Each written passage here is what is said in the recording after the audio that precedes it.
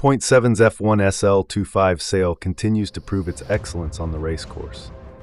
A completely new outline with a smaller, faster head, making the sail feel even lighter. A shorter boom, 11 to 15 centimeters, which increases jibing speed and transition time while maintaining a neutral feel. A refined leech shape with extreme funneling, increasing average speed and overall power delivery.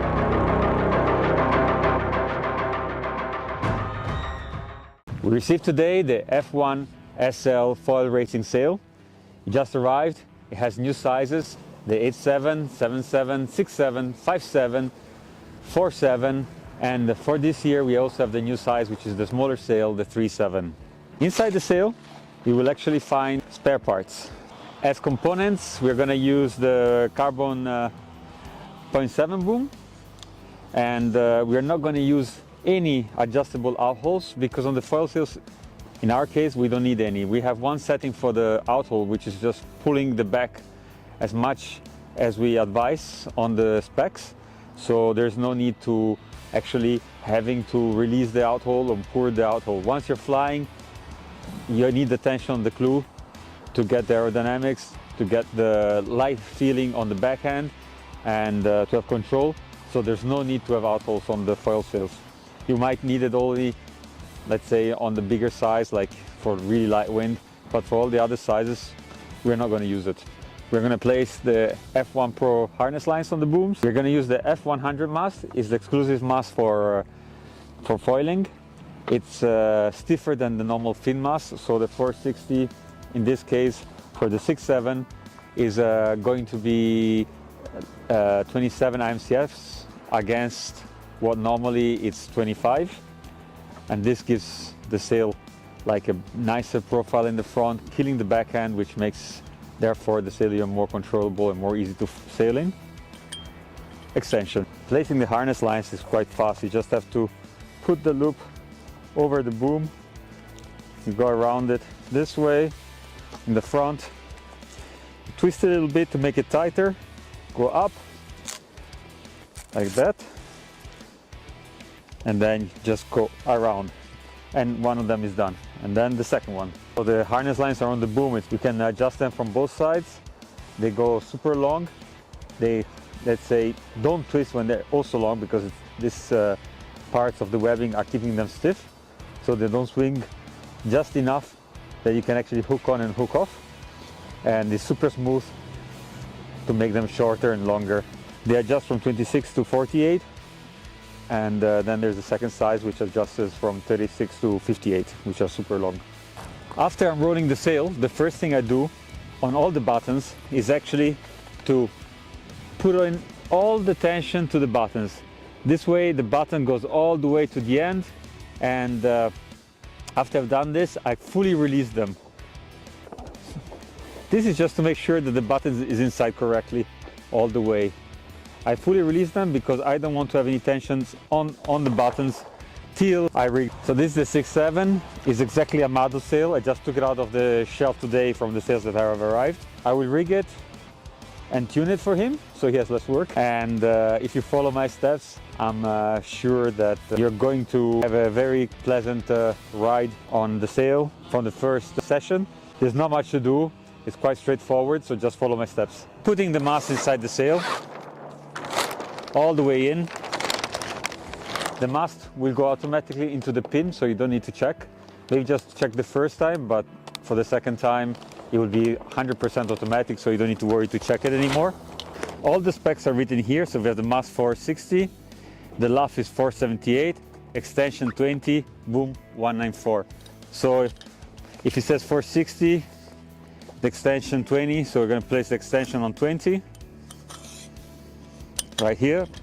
And if you don't have a Point-7 extension, you can still put the extension on this part of the sail.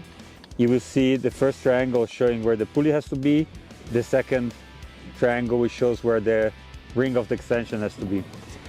Downhaul the sail till it's 15 centimeters to the end, and this is where you have to downhaul to place in the cambers. To put in the cams, you just open the boom zipper quickly. You put your right arm on the mast, your left hand just behind the camber on the sail, you push down and you press in the first one with your leg. If it pops out, it means you don't have enough downhaul. If it's hard to put in, it's because you put too much downhaul. So you can just release it a little bit. So the first one is the one under the boom.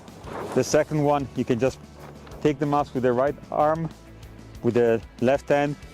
You just push it in like this automatically. So it's super easy and fast.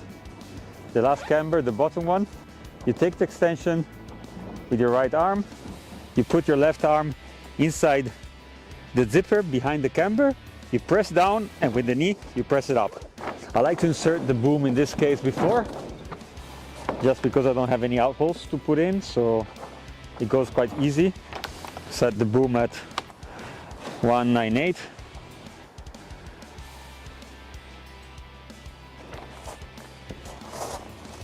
So now that the sail has been downhauled completely, outhauled completely, we're going to check how much tension I gave and which part of the sail I checked to know that everything is well tensioned. The first thing for the downhaul that I look is that the mast sleeve is actually having a tension. I want to feel that when I'm pressing on the sail, there is tension, a vertical tension. I don't look so much at the horizontal tension. I look more that it sounds good vertically. Already like this, I already know that the sail has a good downhaul. Another thing is that when I'm downhauling the sail, I feel that the mast has a bending tension, which is very natural. And once this tension gets stiffer, it means that the mast has reached more or less the right tension. From there, I give that extra cm. This extra cm is exactly what gives the acceleration to the rig. The outhole, as I said before, on the sails, on the foil sails, you don't need to play so much with the outhole. We actually don't even use it from 7/7 down. The next thing I check on the downhole is between button 2 and 3.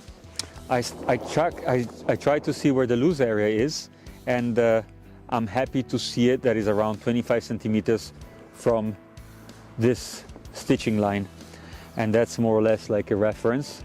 But still, I like to feel that pressure in the mast, which is of course something that you need to learn to feel. For the outhole, we are not going to put any adjustable outholes, because what you want is not to have any pressure on your backhand when you foil.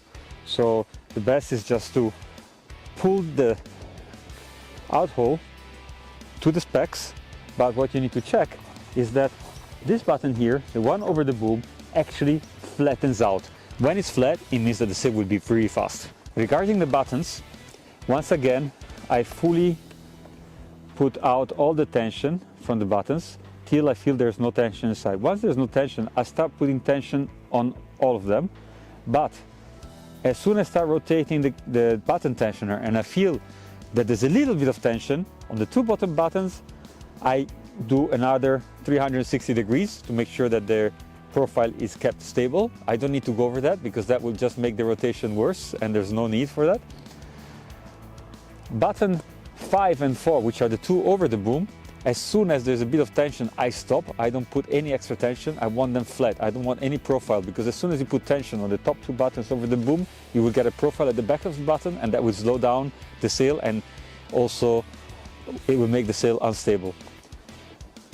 The top two buttons, so button 1 and 2, I put more tension than all the other buttons because I don't want those to move at all. I want that they're actually closing the sail on top to create a winglet effect, so that the wind doesn't go out from the top, but it goes out from the back of the sail, and it actually pushes the wind a little bit lower to make a winglet effect. The third button, it's like the button which creates the final stability of the sail, and also, let's say, it's what gives a little bit of speed to the sail. So that one, you don't want that it has too much tension as well, but you just have to put enough tension that it doesn't move. So let's say something between the top two buttons and the two buttons over the boom. Another thing I like to check now is to put a weight. In this case, I put a backpack over between button 1 and 2. Just some weight. You can put your harness, whatever you find which is a bit heavier. And you lift up the boom. When you lift up the boom, you can actually see that the leech is straight.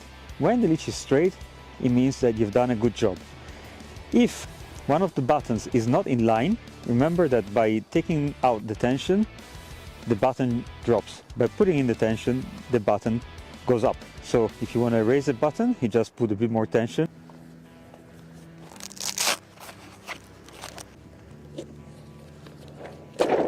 The tack strap has to be put in any position of the extension. It doesn't really matter as long as the tension is right. If it's not enough tension, this will just flap around and we will lose power and stability of the sail. If you put too much, you will actually close the back of the button, and that's not what you want, because you want the button to be able also to open a little bit at the bottom to release wind when the wind increases. So what you need to do is just to give the right tension, that it doesn't move and it doesn't have too much tension at the back. Once this is closed, and there you go, clean as nothing else. So the sail is rigged, is ready to go. I showed you exactly how I would trim it for Amado, for our team riders, and this is how I would want them to go into the water at the PWA to go and get that first place.